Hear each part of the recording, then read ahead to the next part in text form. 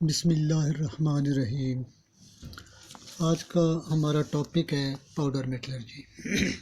अज़ीज़ बच्चों, आज के इस लेक्चर में मैं आपको पाउडर मेटलर्जी की तारीफ़ के बारे में बताऊंगा।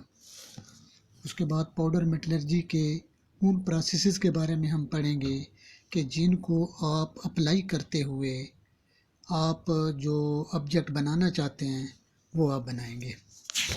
उसके बाद हम इसकी एप्लीकेशन के बारे में पढ़ेंगे कि कहाँ कहाँ पर पाउडर मेटलर्जी को अप्लाई कर सकते हैं और अपने यूज़फुल ऑब्जेक्ट्स बना सकते हैं। और लास्ट वन हम पाउडर मेटलर्जी के फ़वाइद के बारे में पढ़ेंगे कि पाउडर मेटलर्जी को अप्लाई करते हुए जो हम ऑब्जेक्ट बनाते हैं वो कितने हमारे लिए फ़ायदेमंद हैं, कास्ट वाइज और प्रोसेस वाइज। तो सबसे पहले पाउडर मेटलर्जी की definition, it can be defined as the art of producing metal powder and using them to make serviceable objects. यानी पाउडर मेटलर्जी एक ऐसी टेक्निक है, एक ऐसा आर्ट है जिसकी मदद से हम मुख्तलिफ मेटल के पाउडर बनाते हैं और फिर उन पाउडर के ऊपर प्रोसेस करके हम ऐसे ऑब्जेक्ट्स बनाते हैं जिनको हम रोज़मर्रा ज़िंदगी में इस्तेमाल कर सकते हैं। अब वो जो प्रोसेस हैं वो कौन कौन से हैं? तो पाउडर मेटलर्जी के 3 प्रोसेस हैं जिनमें मिक्सिंग है, कॉम्पैक्टिंग है और सिंटरिंग है। इसको आप देख भी सकते हैं, ये नीचे फ्लो डायग्राम आपके पास है जिसमें ऊपर लिखा हुआ है कि आपके पास या तो किसी मेटल का पाउडर होगा या फिर किसी अलॉय का पाउडर हो सकते हैं और उसके अंदर आपने एडिटिव्स ऐड करने हैं। ये जब आप ऐड करेंगे तो फिर आपके जो स्टेप्स हैं, मिक्सिंग है, कॉम्पैक्टिंग है, सिंटरिंग है, ये जब आप अप्लाई कर लेंगे, सिंटरिंग के बाद आपको फिनिश्ड ऑब्जेक्ट मिल जाएगा। तो mixing, the general sequence of operation involved in powder metallurgy is shown schematically. यानी ये जो आपको मैंने भी फ्लो डायग्राम बताई है, इसी के बारे में वो बता रहे हैं आपको। The component powders are mix together with lubricant until a homogeneous mix is obtained. कि आपने क्या करना है कि जिस कंपोनेंट के पाउडर हैं आपके पास उनको आपने लुब्रिकेंट मिक्स करके इकट्ठा मिक्स करना है, लुब्रिकेंट ऐड करके इकट्ठा मिक्स करना है ताकि आपको पूरा मिक्स जो है वो होमोजीनियस हो जाए। यानी जो जब आप लुब्रिकेंट डालेंगे तो उसको इतना ज़्यादा आपने मिक्स करना है कि सब का सब पाउडर्स और लुब्रिकेंट आपस में अच्छी तरह मिक्स हो जाए। The mix is then loaded into a die. इस जब आप ये मिक्स कर लें तो फिर इस मिक्स को आपने क्या करना है, एक डाई के अंदर डालना है एंड कंपैक्टेड अंडर प्रेशर, और फिर आपने उसकी कंपैक्शन करनी है। यानी वो डाई क्या होगी, डाई होगी जो आप ऑब्जेक्ट बनाना चाहते हैं उसी की डाई होगी। उस डाई के अंदर आपने इस मिक्स को डाल देना है और फिर उसकी कंपैक्शन करनी है प्रेशर डालकर। जब आप ये प्रेशर डाल लेंगे तो फिर क्या होगा कि वो जो आपके पास मिक्स होगा वो एक शेप बाइंडिंग उसमें आ जाएगी। उस मिक्स के जो पार्टिकल्स होंगे उसमें बाइंडिंग मजबूत होगी और वो एक शेप हासिल कर लेंगे। इस कंपैक्ट को फिर आपने सिंटरिंग करनी है। अब सिंटरिंग क्या है, यानी आपने उसको एक प्रॉपर टेम्परेचर तक गर्म करना है ताकि आपको उस मटेरियल के अंदर कुछ स्ट्रेंथ आ जाए। अब इन्हीं प्रोसेस की हम फर्दर डिटेल पढ़ते हैं। तो सबसे पहले है mixing. Proper mixing oblique blending is essential for uniformity of finished product. यानी अगर आपने जो फिनिश्ड प्रोडक्ट है वो एक यूनिफॉर्म हासिल करना है, यानी यूनिफॉर्म क्या होता है, जिसकी प्रॉपर्टीज़ तमाम की तमाम सेम हो, तो आपने इन पाउडर्स को मिक्स करना है या ब्लेंड करना है। अब मिक्सिंग और ब्लेंडिंग दो टर्मिनोलॉजी आ गई है, what is mixing and what is blending. तो ब्लेंडिंग क्या होती है, the blending is the mixing of powders of the same chemical composition but different sizes. कि ब्लेंडिंग क्या चीज़ होती है कि इसमें आपने मेटल के पाउडर जिनकी केमिकल कंपोजिशन सेम हो लेकिन उनके साइज डिफरेंट हो, उनको आपने मिक्स करना है, तो दिस इज़ कॉल्ड ब्लेंडिंग। और मिक्सिंग क्या है? The combining of powders of different chemistries. और मिक्सिंग क्या होता है कि आपने ऐसे डिफरेंट पाउडर्स जिनकी केमिस्ट्री मुख्तलिफ हो, उनको आपने आपस में मिक्स करना है। तो ये दोनों, चाहे आप ब्लेंडिंग करें चाहे मिक्सिंग करें, along with some lubricants. अब except for powders some other ingredients are usually added. अब ये जो पाउडर्स हमने अभी बात की है, मिक्सिंग करें या ब्लेंडिंग करें, तो उन पाउडर्स के अलावा भी आपने कुछ ऐड करना होता है उन मिक्सिंग में। तो उसमें क्या चीज़ आपने ऐड करी है? नंबर 1 है लुब्रिकेंट्स। के पाउडर्स चाहे सेम मेटल्स के हों या डिफरेंट के हों, आपने उनको मिक्स करना है along with some lubricant। वो lubricant क्यों ऐड करेंगे? To reduce the particles die friction, ताकि जब आप पार्टिकल्स को डाई के अंदर डालते हैं तो वो डाई की वॉल और इन पार्टिकल्स के दरमियान फोर्स पैदा होती है, कौन सी? फ्रिक्शन की। अगर आप ये लुब्रिकेंट ऐड नहीं करेंगे तो वो फ्रिक्शन ज़्यादा होगी, जिसकी वजह से डाई की जो वॉल है वो डैमेज हो सकती है, ख़राब हो सकती है। तो इस फ्रिक्शन से बचने के लिए आपने लुब्रिकेंट्स ऐड करते हैं। Number 2 binder. अब बाइंडर आप क्यों यूज़ करते हैं? क्योंकि अगर आप दो पाउडर्स को आप मिक्स करते जाएं तो वो आपस में तो नहीं जुड़ेंगे। उनको जोड़ने के लिए आपने कुछ ऐसा सॉल्यूशन डालना है, ऐसी सब्सटेंस उसके अंदर डालनी है कि वो पार्टिकल्स आपस में एक दूसरे के साथ उनकी बाइंडिंग हो जाए। तो उसके लिए आपने बाइंडर यूज़ करना है for the purpose to achieve enough strength before sintering. के सिंटरिंग करने से पहले आपने इन पाउडर्स के अंदर एक स्ट्रेंथ देनी है, इतनी स्ट्रेंथ देनी है कि वो आपका फिनिश्ड प्रोडक्ट तक जो शेप आपने हासिल करनी है वो शेप आपको मिल जाए। नंबर 3 है डीफ्लोकुलेंट्स। डीफ्लोकुलेंट्स का पर्पज़ क्या होता है? To improve the flow characteristics during feeding. कि जब आपने डाई के अंदर इस मिक्स को फीड करना है तो उसकी फ्लोएबिलिटी को बढ़ाने के लिए कि वो रुक रुक के ना जाए, बल्कि उसका जो फ्लो है वो स्मूथ हो, वो आपने फिर फ्लोकुलेंट्स ऐड करना है। ये था हमारा मिक्सिंग। मिक्सिंग के बाद जब आपने पाउडर्स को अच्छी तरह मिक्स कर लेना है तो फिर आपने इस पाउडर्स की कंपैक्शन करनी है। अब कंपैक्टिंग क्या है? कंपैक्शन पीछे भी आपको बताया है कि आपने इसी पाउडर को डाई के अंदर डालना है। अब डाई के अंदर कैविटी होगी, कौन सी कैविटी होगी? जो आप प्रोडक्ट बनाना चाहते हैं उसी की कैविटी आपने उस डाई के अंदर बनाई हुई है।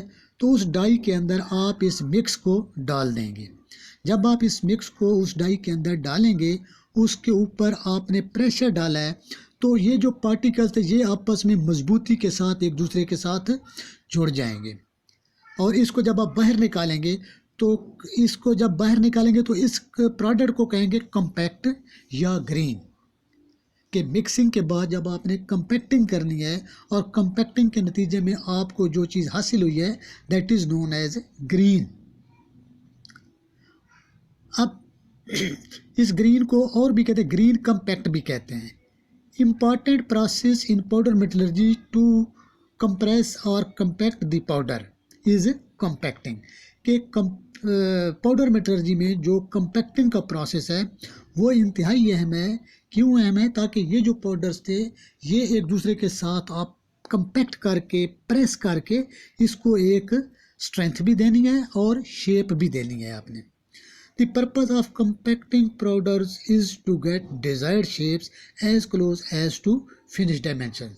यानी जैसे भी मैं आपको बता गया हूँ कि कंपैक्टिंग का पर्पस क्या होता है कि आपने इन पाउडर्स को जो आपने बाइंडर के साथ मिक्स करके कंपैक्टिंग डाई के अंदर आपने डाले हैं, उसके बाद आपने उसके ऊपर प्रेशर डाला है और जब बाहर निकाला है तो आपको वो शेप हासिल हो जो तकरीबन आपकी जो फाइनल शेप हो प्रोडक्ट की, उसके साथ जो भी डायमेंशंस हैं उसकी, ये डायमेंशंस यानी ग्रीन की डायमेंशंस और फाइनल प्रोडक्ट की डायमेंशंस बिल्कुल एक जैसी हैं। अब ये जो कंपैक्टिंग हम कर रहे हैं कि आपने डाई के अंदर डालना है फिर उसके ऊपर फोर्स लगाना है, तो इसकी दो टेक्निक्स हैं। नंबर 1 है कंपैक्शन प्रेशर टेक्निक, और नंबर 2 है कंपैक्शन प्रेशर लेस टेक्निक। यानी कंपैक्शन में आपने जब डाई के अंदर मटेरियल डालना है तो उसके ऊपर प्रेशर अप्लाई करें, या आप डाई के अंदर जब मिक्स को डाल लें तो उसके ऊपर आपने कोई प्रेशर अप्लाई नहीं करना। तो इसको बोलते हैं कंपैक्शन प्रेशर लेस टेक्निक। इसके बाद तीसरा प्रोसेस है हमारे पास सिंटरिंग का। अब सिंटरिंग क्या होती है? जैसा कि पीछे भी हमने पढ़ा है कि आपने मिक्स को हासिल करके फिर उसकी कंपैक्शन करनी है और फिर उसकी सिंटरिंग करनी है।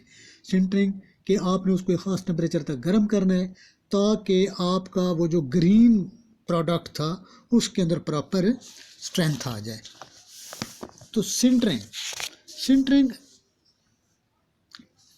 compressed metal powder is heated in a controlled atmosphere furnace to a temperature below its melting point but high enough to allow bonding of the particles।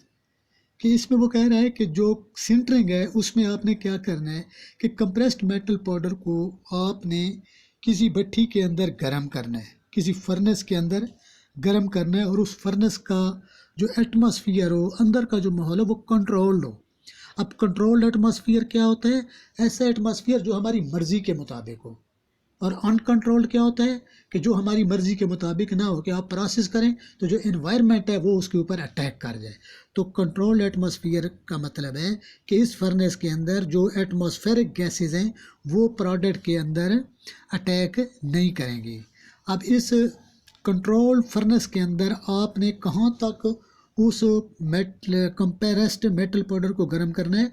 उसके मेल्टिंग पॉइंट से नीचे नीचे जो ग्रीन कॉम्पैक्ट आपको मिला हुआ है, जिस पाउडर का भी है, उसका आपने उसको गर्म करना है उसके मेल्टिंग पॉइंट से कम, लेकिन इतना गर्म ज़रूर करना है कि वो पार्टिकल्स आपस में अच्छे तरीके से उनकी बॉन्डिंग हो जाए, उनको अंदर स्ट्रेंथ आ जाए। इसका पर्पस सिंटरिंग का क्या हुआ फिर? To increase strength and hardness of the green compact. कि आपने ये जो गर्म किया है एक ख़ास टेम्परेचर तक, कंट्रोल एटमॉस्फेयर तक, और ताकि जब आप इसको उसके मेल्टिंग पॉइंट से नीचे नीचे गर्म करें तो कंट्रोल्ड एटमॉस्फेयर की वजह से एटमॉस्फेरिक गैसेस भी उसके ऊपर अटैक नहीं की, तो उन पार्टिकल्स के अंदर बॉन्डिंग भी हो गई है, जिसकी वजह से उनकी स्ट्रेंथ और हार्डनेस में इजाफा हो गया है। और इस सिंटरिंग के जो प्रिंसिपल वेरिएबल्स हैं वो कौन कौन से हैं? टेम्परेचर है, टाइम है, और फर्नेस का एटमॉस्फेयर है। यानी सिंटरिंग अभी आपको जो बताया है इसके वेरिएबल्स कौन कौन से हैं? टेम्परेचर, यानी टेम्परेचर क्या है? Below the melting point of discussed या कंसिडर्ड मेटल पाउडर, नंबर 1। और दूसरा है उसका टाइम, कि आपने वो टाइम कितने टाइम के लिए उसको हीट करना है, तो वो तकरीबन 10 से लेकर 8 घंटे तक है। और जो टेम्परेचर है वो आप जिस मेटल पाउडर की सिंटरिंग कर रहे हैं उसके मेल्टिंग पॉइंट का 70 से लेकर 90% तक होगा। यानी अगर 1000 डिग्री उसका मेल्टिंग पॉइंट है तो या तो आप उस मेटेलिक पाउडर को 700 तक गर्म करेंगे या फिर उसको 900 डिग्री तक गर्म करेंगे। और तीसरा इसका वेरिएबल है फर्नेस एटमॉस्फेयर, यानी furnace atmosphere which is very very important because the absorption of gases is directly proportional to rise of temperature। जो टेम्परेचर राइज करेंगे गैसेस मटीरियल की सरफेस के ऊपर एब्जॉर्ब होने की कोशिश करेंगे और उसको ख़राब करेंगे। चूँकि हमारा टेम्परेचर एटमॉस्फेयर कंट्रोल्ड है, लिहाजा इस हाई टेम्परेचर के ऊपर भी जो एटमॉस्फेरिक गैसेस हैं वो उसके ऊपर अटैक नहीं करेंगी। तो ये सिंटरिंग प्रोसेस है। इसके बाद पाउडर मेटलर्जी की एप्लीकेशन, कि ये जो टेक्निक है ये कौन कौन से मटेरियल के ऊपर अप्लाई हो सकती है। तो उसके लिए यानी ऐसे मटेरियल जिनको आप मेटलर्जी की दूसरी क्लासिफिकेशन के लिहाज से उसके ऊपर प्रोसेस करना आपके लिए डिफ़िकल्ट हो या वो प्रोसेस ना हो सकती हूँ, तो उसके लिए फिर आप पाउडर मेटलर्जी की टेक्निक का सहारा लेते हैं। तो ऐसे मटेरियल कौन कौन से हैं? वो है रिफ्रैक्टरी मटेरियल, मेटल्स या मटेरियल, यानी ऐसे मटेरियल जिनका मेल्टिंग पॉइंट भी हाई हो और वो हाई टेम्परेचर के ऊपर विद स्टैंड भी कर सकें। दूसरा है कंपोजिट मेटल्स, तीसरा है पोरस मेटल्स और चौथा है मेटल्स एंड नॉन मेटल्स। तो ये ऐसी मेटल्स हैं कि जिनको नॉर्मल हालात में इनके ऊपर प्रोसेस करना आपके लिए डिफ़िकल्ट होता है, तो आप इनको पाउडर फॉर्म में लेकर आते हैं ऐसे मटेरियल्स को, और फिर उसके ऊपर जो पाउडर मेटलर्जी की प्रोसेस हैं, यानी मिक्सिंग है, मिक्सिंग ऑफ पाउडर्स है, उसके बाद कंपैक्टिंग है, फिर सिंटरिंग है, ये अप्लाई करके जो आप प्रोडक्ट हासिल करना चाहते हैं वो आप हासिल कर लें।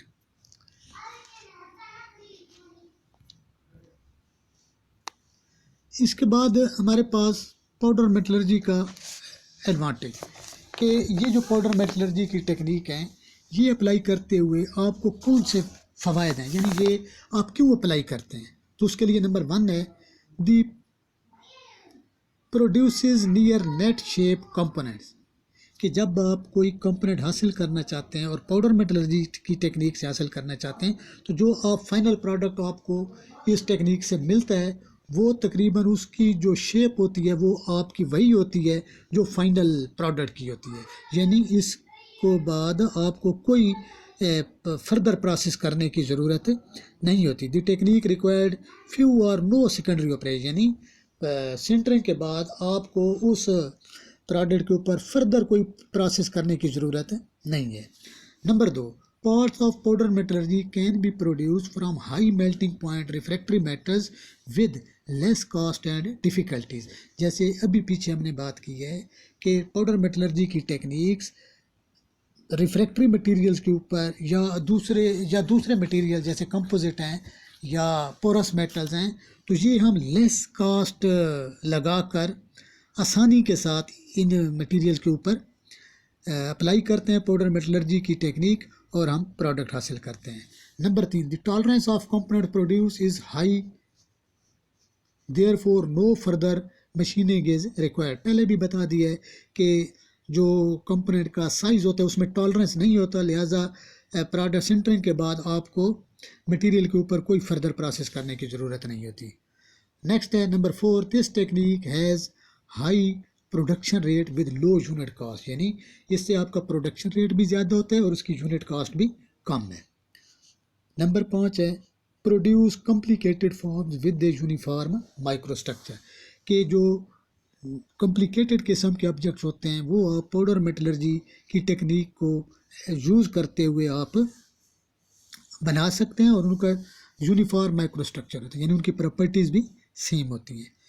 Number 6, powder metallurgy has full capacity for producing a variety of alloying system, यानी पाउडर मेटलर्जी में भी ये क्वालिटी मौजूद है कि आप जो मुख्तलिफ़ किस्म के अलाइ सिस्टम्स हैं उनके पाउडर बनाकर आप उनको पाउडर मेटलर्जी की टेक्निक से प्रोसेस कर सकते हैं।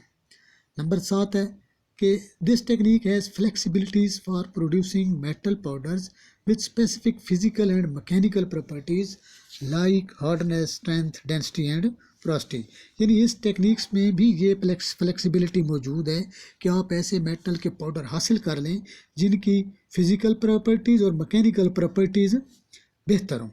और नंबर 8 जो कि बहुत अहम है कि powder metallurgy makes use of 100% raw material as no material is wasted as scrap during the process, कि इसमें वो कह रहा है कि जो पाउडर मेटलर्जी की टेक्निक है इसमें जो आपने पाउडर प्रोड्यूस किए हैं वो 100% आप यूज़ कर सकते हैं, उसमें कोई पाउडर आपका ज़ाय नहीं होगा, यानी इसके अंदर कोई स्क्रैप नहीं बनेगा। तो ये था हमारा आज का लेक्चर पाउडर मेटलर्जी के हवाले से।